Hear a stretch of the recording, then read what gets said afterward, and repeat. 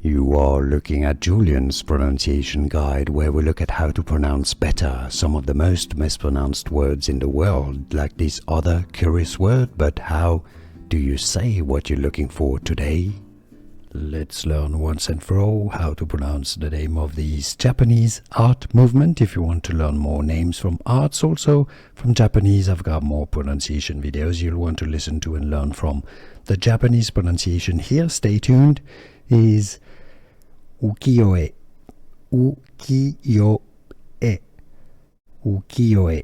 In English, the pronunciation is somewhat similar. If you cannot pronounce Japanese perfectly, just say it as English pronunciation, Ukiyo-e.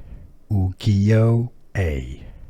Not Ukiyo-e, it's Ukiyo-e from Japanese.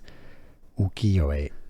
Here are more videos on how to pronounce more confusing words and names too many mispronounced. Like this video if you found it useful. I appreciate your support. I'll see you soon and thanks for watching.